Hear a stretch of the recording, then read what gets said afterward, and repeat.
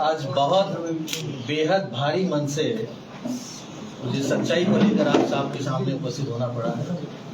भारी मन इसलिए क्योंकि जिस विषय को लेकर पिछले 3 साल से 8-8, 9-9 घंटे की क्राइम ब्रांच की पूछताछ होने के बावजूद जो शख्स नहीं टूटा, नहीं झुका और नहीं बोला, आज मजबूर हो गया उस सच को आप सबके सामने लाने के लिए।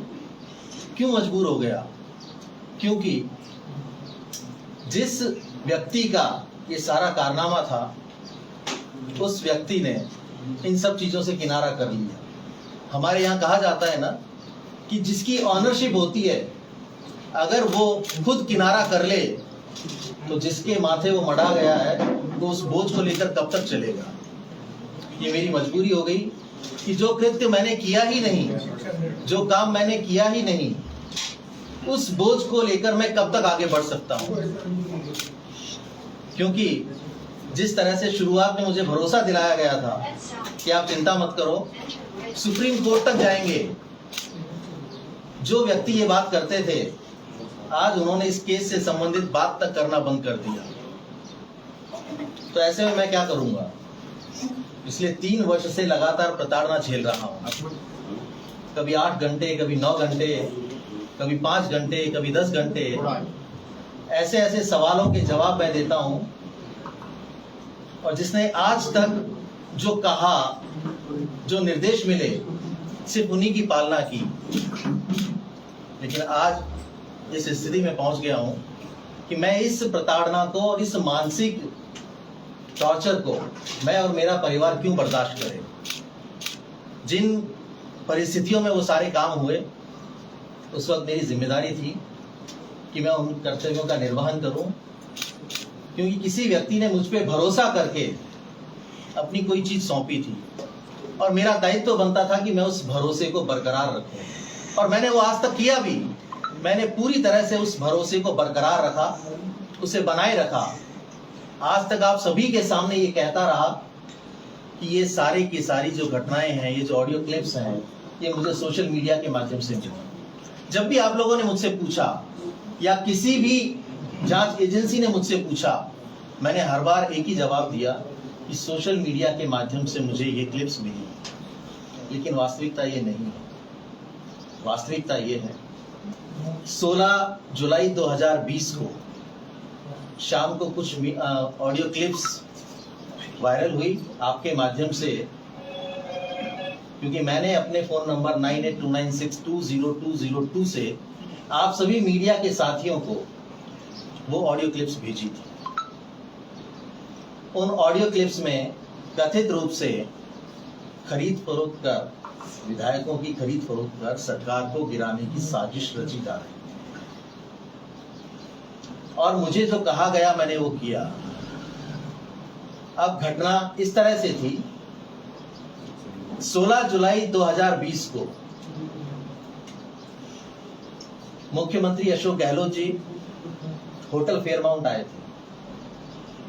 क्योंकि उस क्राइसिस के दौरान जो विधायक इस तरफ थे उन सभी को बाड़ेबंदी के रूप में होटल फेयरमाउंट में रखा हुआ था।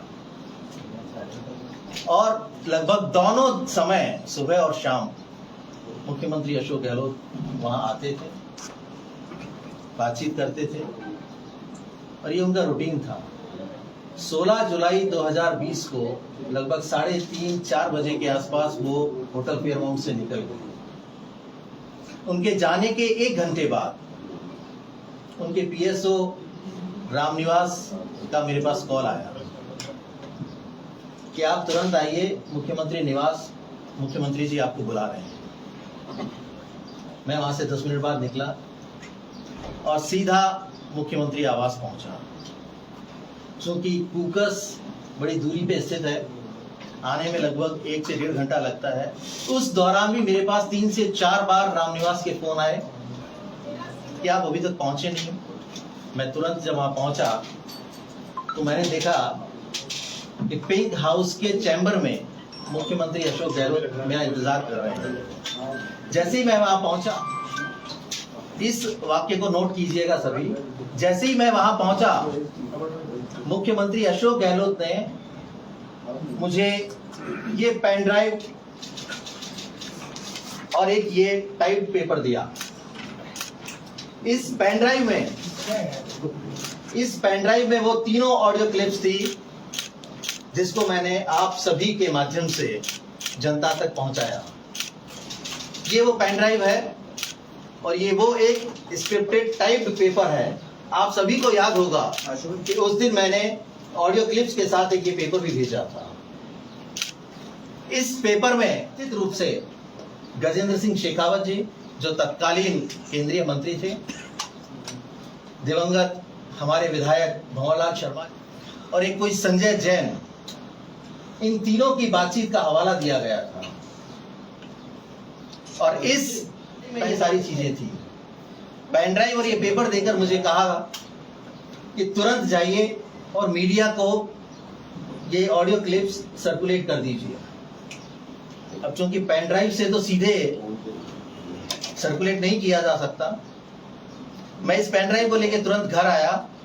घर आके मैंने इस लैपटॉप में इसको ट्रांसफर किया।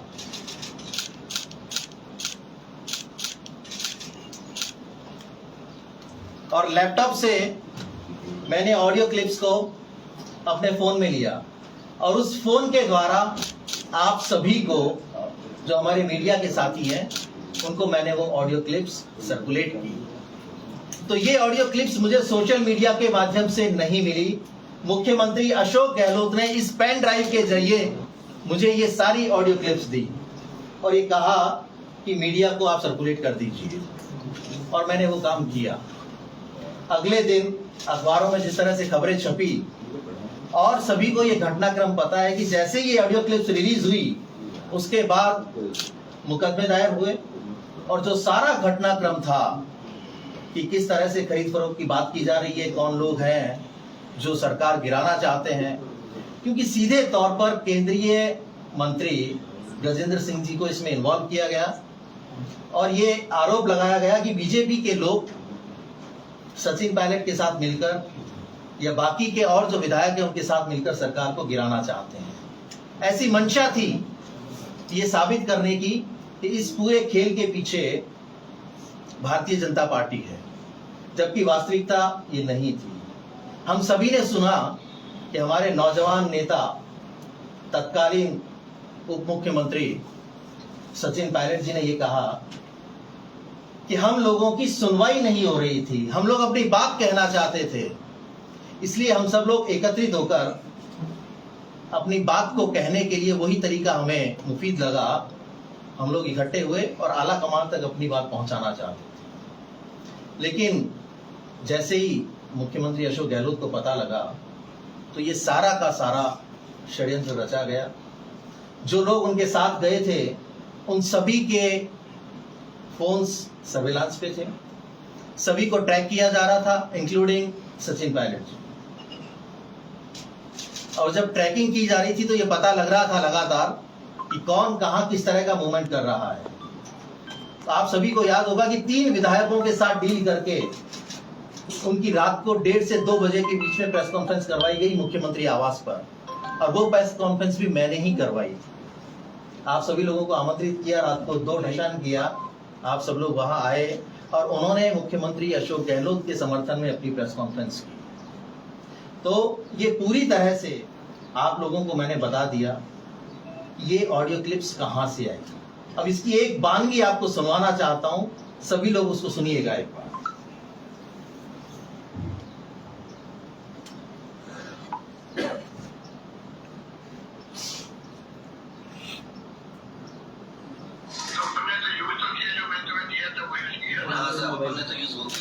सुना आपने? मैंने तुम्हें जो दिया था वो यूज किया ना। पेन ड्राइव को मैं सुनिएगा। जी साहब, आपने तो यूज वो किया था। पेन ड्राइव को मैंने लैपटॉप पे लिया था।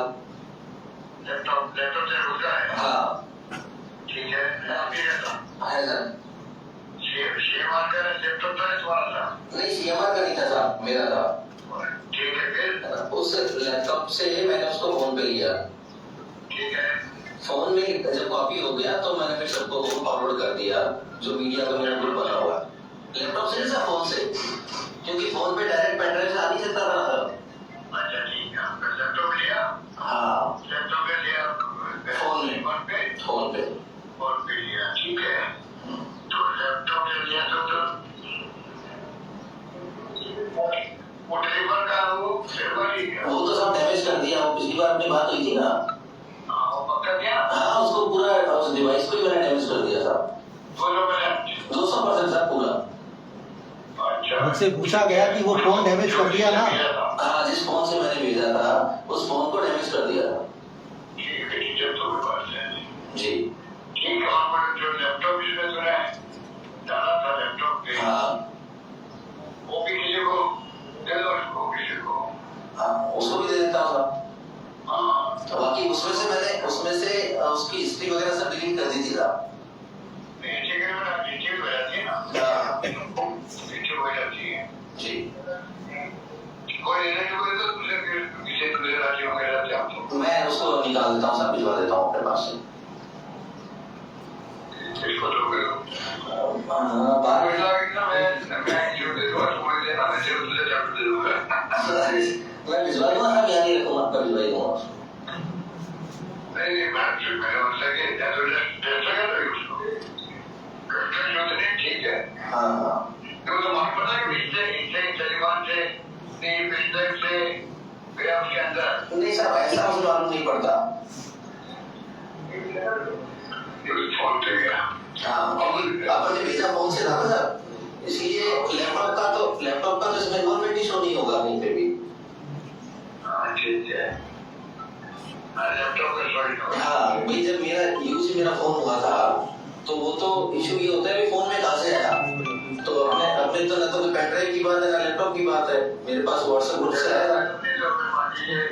मैं तेरे को भेजूं उस पे लैपटॉप पे, क्या व्हाट्सएप पे। हाँ, उसी जो लैपटॉप जो है वो तेरे फोन पे। हाँ, तो व्हाट्सएप ग्रुप से आ रही है क्या? नहीं, वो तो सब मैंने कॉपी किया था लैपटॉप से। तो लैपटॉप पे कॉपी किया। हाँ, लैपटॉप से तो मेमोरी में कॉपी किया था उसको। मेमोरी से कॉपी किया। हाँ, ठीक है, ठीक है, समझ गया मैं। वो लैपटॉप तुम इशू दे देना। मैं कर दूंगा साहब उसको। जी सर। फिर बात करता हूँ। जी सर। फिर मैं आगे सॉरी का ऐसा हो गया। नहीं सर, वो एक ही बार मीडिया क्या? हाँ, मीडिया को तो वही कहा था सारा मैंने कि इस तरीके से मेरे पास सोशल मीडिया के माध्यम से शाम तक चल रहा था, और व्हाट्सएप ग्रुप्स में, क्योंकि मैं कई ग्रुप्स में जुड़ा हुआ हूँ, मैं बहुत सारे ऐसे ग्रुप्स में जुड़ा हुआ हूँ जिनमें लगातार मेरे पास सुबह से लेकर शाम तक कभी वीडियोस आते हैं, कभी ऑडियो आते हैं, कभी उसमें ग्राफिक आते हैं, कभी टेक्स्ट आते हैं, मैसेज आते रहते हैं। उसमें भी आते हैं ना साहब, डेली के लगभग 40 से 50 हजार मैसेज आते हैं साहब। तो मेरा टेक्निकल पॉइंट भी मेरा यही है कि लगभग 40 से 50 हजार मैसेज डेली आते हैं, तो मेरे को हर 2-3 दिन में उनको डिलीट करना पड़ता है, नहीं तो मेरा फोन काम करना बंद कर देता है। तो इसलिए अब तो ये बता ही नहीं सकता कि वो कौन से ग्रुप में आया था। फोन तो जी। हाँ सर। नहीं, उनको फोन से आया ये पता नहीं लगता, मेरा नंबर काम में आया, बस मेरे नंबर से आया वो पता लगता है साहब। नहीं, नंबर तो मेरा वही काम में ले जाओ साहब। नंबर जो मेरा ये है 20202 वाला, इसी उस वक्त भी वही था, और नंबर मेरा आज भी वही है। वो डिवाइस अपन ने डिस्ट्रॉय किया था, जो हैंडसेट था, अपना हैंडसेट था, उसको डिस्ट्रॉय कर दिया। ठीक है, नंबर वही है, नंबर पे ये पता नहीं लगता कि किसने क्या भेजा है। नहीं, नंबर से नहीं मालूम पड़ता सर। और इंस्ट्रूमेंट पे तो उस इंस्ट्रूमेंट में क्या क्या चीज आई,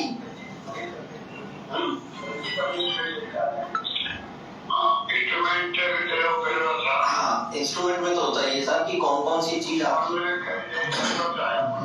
हाँ, कि कौन कौन उसमें कि कॉपी कहाँ कॉपी किया वो मालूम पड़ सकता है, तो नहीं कि ये कॉपी किया कहाँ आया था। कॉपी है। हाँ अच्छा ठीक है, हम बात करेंगे। जी जी साहब जी। सुना आप लोगों ने उनको वायरल करने के बाद भी खबर नहीं आई, तब तक मुख्यमंत्री जी ने मुझे 2 बार व्हाट्सएप कॉल करके ये पूछा कि अभी तक न्यूज में चला क्यों नहीं। साहब अभी भेजा है, थोड़ा सा समय लगेगा।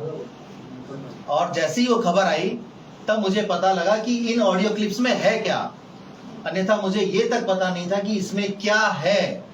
ऑडियो क्लिप्स किस चीज से संबंधित हैं, मुझे डायरेक्शन दिए गए और मैंने उनकी पालना की। ये आपने अभी एक इस ऑडियो में भी सुना कि मुख्यमंत्री जी किस तरह से मुझे ये पूछ रहे हैं कि आपने वही काम में लिया जो मैंने भेजा था। मुझसे पूछ रहे हैं कि आपने वो हैंडसेट तो डिस्ट्रॉय कर दिया ना, जिससे आपने सारे मीडिया के साथियों को वो क्लिप्स भेजी थी। मैंने कहा वो मैंने डिस्ट्रॉय कर दिया। मुझसे मेरा वो हैंडसेट डिस्ट्रॉय करवाया। लैपटॉप इसलिए बच गया क्योंकि इसका सीधा इन्वॉल्वमेंट कहीं शो नहीं हो रहा था। मुझे ये कहा कि इसे किसी अन्य राज्य में भेज दो, आपने उस क्लिप में सुना अभी, या इसे मेरे पास भिजवा दो, मैं आपको नया लैपटॉप दे दूंगा। साहब लैपटॉप की तो मुझे जरूरत है नहीं, लैपटॉप काफी है हमारे पास। तो ये सारी की सारी चीजें, अब इससे बड़ा सबूत किसे चाहिए। ऑडियो क्लिप कितनी 3 ऑडियो क्लिप्स थी। थी? उनमें जो वार्तालाप थी वो स्पष्ट रूप से मुझे नहीं पता किसकी थी किसकी नहीं थी। मुझे ये पेपर दिया गया जिसमें ये लिखा हुआ था कि गजेंद्र सिंह शेखावत बात कर रहे हैं बाकी के लोगों के साथ। ये पेपर, ये पेन ड्राइव और ये जो भी आपने ऑडियो क्लिप सुनी, इससे पूरी तरह से आपको ये पता लग गया होगा कि ये पूरी की पूरी जो कहानी थी वो कहां से शुरू हुई, किसने की और किसने अपने राजनीतिक फायदे के लिए, अपनी कुर्सी को बचाए रखने के लिए मुझे काम में लिया। मैं अपने जो गुरु हैं, राजनीतिक गुरु जिनको मैं मानता था, बहुत ही साफ दिल के इंसान हैं। साफ दिल के इसलिए कि मुझे हर बार कहा करते थे कि तू मेरी तरह सबको काम में लिया कर। मुझे आज ये पता लग गया कि मैं कैसे काम में आ गया। बस एक यही चीज मैं नहीं सीख पाया कि तू मेरी तरह सबको काम में लिया कर। तो ये मेरी कमजोरी रही कि मैं इतने बड़े गुण को नहीं सीख पाया। अब एक और बात बताता हूं आपको कि जब ये सारी बातें हो गई, उन्होंने मुझसे पूछ लिया कि आपने फोन को डिस्ट्रॉय कर दिया ना, और मैंने हाँ भर लिया। लेकिन मुझे लगता है उनके दिल में कहीं ना कहीं इस बात का वहम था या डर था कि शायद उसने उस मोबाइल फोन को डिस्ट्रॉय नहीं किया। तो 26 नवंबर 2021 को इसी ऑफिस में जिसमें आप लोग बैठे हैं, मेरे इस ऑफिस में एसओजी की रेड पड़वाई उस व्यक्ति ने जिसके लिए मैंने इतना बड़ा कदम उठाया। मैंने किस तरह से बर्दाश्त किया होगा कि मेरे कार्यालय में जो व्यक्ति मुख्यमंत्री के लिए काम करता है, उसके कार्यालय में एसओजी की रेड, या बाहर पुलिस की गाड़ियां, एसओजी की टीम, और मेरे पूरे ऑफिस को खंगाल लिया। जब उन्हें वो मोबाइल डिवाइस नहीं मिला, तब जाके तसल्ली हुई कि हाँ, वो डिवाइस पूरी तरह से डिस्ट्रॉय कर दिया। ये है हमारे पूर्व मुख्यमंत्री अशोक गहलोत जी और उनकी सच्चाई कि वो किस तरह अपने से जुड़े हुए व्यक्तियों को उपयोग में लेते हैं, अपने राजनीतिक फायदे के लिए उपयोग में लेते हैं, और बाद में कैसे उनसे किनारा कर लेते हैं।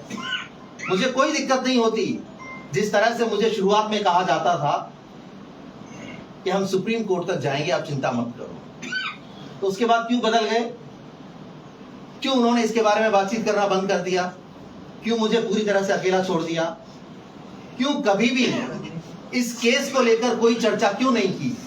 क्योंकि सरकार बच गई थी। जिनको मुख्यमंत्री रहना था वो मुख्यमंत्री रहे, जिनको मंत्री बने रहना था वो मंत्री बने रहे, और कार्यकाल पूरा हुआ। तो जब कार्यकाल पूरा हो गया तो उसके बाद कोई आवश्यकता ही नहीं बची कि अब इसके बारे में बात भी की जाए। तो मैं कहां जाऊंगा भाई, जिसके ऊपर इतना बड़ा केस लगा हुआ कि 2000 मार्च 2021 में दिल्ली में मेरे ऊपर जो केस दर्ज हुआ, पिछले 3 साल से लगातार मैं उसे झेल रहा हूं और मेरा परिवार उसे झेल रहा है। क्या बीतती होगी उन लोगों पर जब मैं सुबह 8 बजे क्राइम ब्रांच के ऑफिस में घुसता हूं और रात को 8 बजे निकलता हूं, मेरी कोई खैर खबर किसी को नहीं होती, ये तक पता नहीं होता कि मैं वहां किस स्थिति में हूं, क्या कर रहा हूं, मैं सहकुशल हूं या नहीं हूं। तो इन सब चीजों की वजह से आज मजबूर होकर मुझे ये खुलासा करना पड़ रहा है कि ये कृत्य और ये काम मैंने नहीं किया। मैंने शुरू से आप सभी लोगों को ये कहा कि इस रिकॉर्डिंग में मेरा कोई लेना देना नहीं है। मुख्यमंत्री अशोक गहलोत ने, चाहे वो लीगल हो या इलीगल हो, इंटरसेप्शन उन्होंने करवाया और वो इंटरसेप्टेड क्लिप्स को इस पेन ड्राइव के जरिए मुझे दिया और मुझसे आप लोगों तक पहुंचवाया और उसके बाद पूरे प्रदेश की जनता को ये जताने का प्रयास किया कि मेरी चुनी हुई सरकार को गिराने की साजिश रची जा रही है और वो उस प्रयास में सफल भी हुए। आप सबके सामने है, कार्यकाल पूरा कर लिया, इससे बड़ी सफलता और क्या हो। उस कार्यकाल को पूरा करने के बाद भी जो उस समय में और घटनाएं हुई, मैं उनका भी जिक्र करना चाहूंगा। इसी दौरान जब क्राइसिस चल रहा था तो मैंने आपको उदाहरण दिया कि तमाम ऐसे लोग, विधायक जो सचिन पायलट जी के साथ थे, उन सभी के फोन सर्विलांस पे थे। दूसरे लोग भी जो इनकी बाड़ेबंदी में थे, उन तक के लोगों को भी फोन्स को सर्विलांस पे रखा हुआ था। फिर जैसे जैसे ये बात उठती थी कि भाई आज लोकेश को क्राइम ब्रांच ने बुलाया है, तो क्या करें, अब गजेंद्र सिंह जी के ऊपर कैसे दबाव बनाया जाए, कैसे प्रेशराइज किया जाए ताकि वो थोड़ी सी न्यूट्रल होने की भूमिका निभाएं। तो एक संजीवनी मामला जो चल रहा था, उसका राजनीतिक फायदा लेने के लिए किस तरह से उनकी छवि को धूमिल किया जाए, कैसे उनके ऊपर व्यक्तिगत आक्षेप लगाए जाएं, कैसे उनके परिवार को भी इसमें शामिल किया जाए।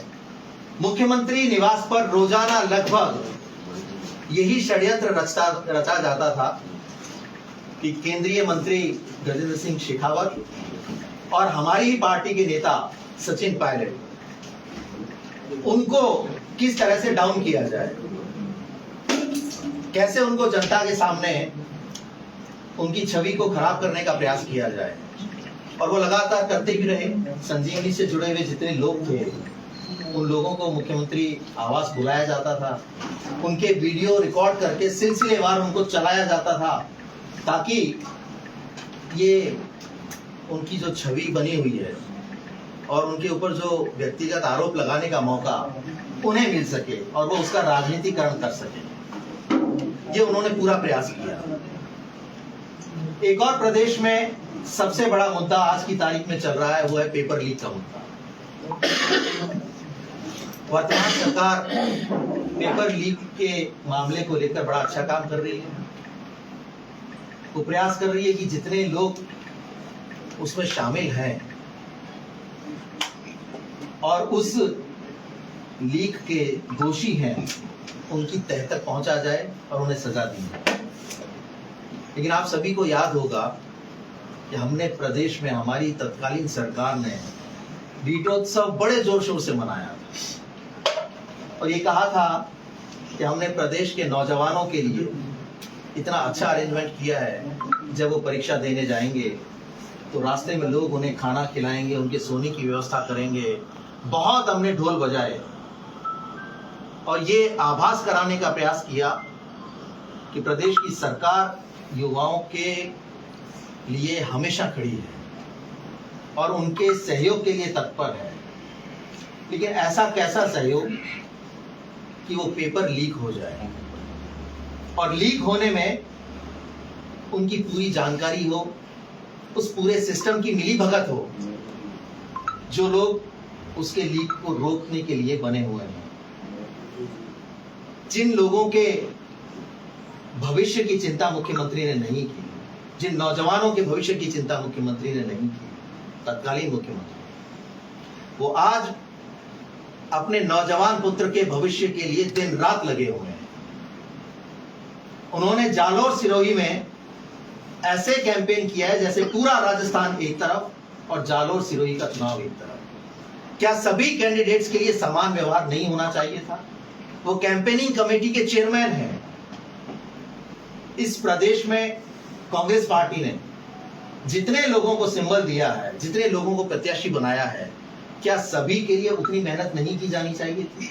लेकिन उन सबको छोड़कर पूरी तरह से अगर लगे हुए हैं तो जालोर सिरोही के लिए लगे हुए हैं। तो जैसे वो अपने नौजवान पुत्र के भविष्य के लिए चिंतित हैं, इस प्रदेश के लाखों युवाओं के भविष्य को चौपट कर दिया उस पेपर लीक ने। और कई हफ्तों तक तो ये स्वीकार भी नहीं किया कि ये पेपर लीक हुए हैं। जब ये दबाव बढ़ा, विपक्ष ने भी आवाज उठाई, नौजवान भी पूरी तरह से आक्रोशित हो गए और ये दबाव बढ़ा तो लेवल 2 के पेपर को रद्द किया गया। लेकिन सिर्फ रद्द करना ही पर्याप्त नहीं होता, उसमें जितने लोग शामिल हैं उनके खिलाफ कार्रवाई को लेकर भी बात की जाती है। एक और छोटी सी क्लिप आप लोगों को सुनाना चाहता हूं कि किस तरह माध्यमिक शिक्षा बोर्ड के चेयरमैन जारोली को जब उसमें इन्वॉल्व पाया गया तो ये कितने पशोपेश में थे सभी लोग कि इनके खिलाफ कौन सा एक्शन लिया जाए, इन्हें बर्खास्त कैसे किया जाए। उस बर्खास्तगी को लेकर बहुत चिंतन मनन हुआ। आखिर में बर्खास्त शब्द का प्रयोग किया गया क्योंकि वो कॉल भी मुझे ही किया था और मुझे कॉल करके ये बात कही गई थी। आप इसे भी एक बार सुनिए ताकि आपको पता लगेगा कि कैसे पेपर लीक में भी इनकी कितनी बड़ी भूमिका रही और कैसे इन्होंने अपने लोगों को बचाते हुए उन दोषियों के खिलाफ कार्रवाई नहीं की और मामले को दबा दिया।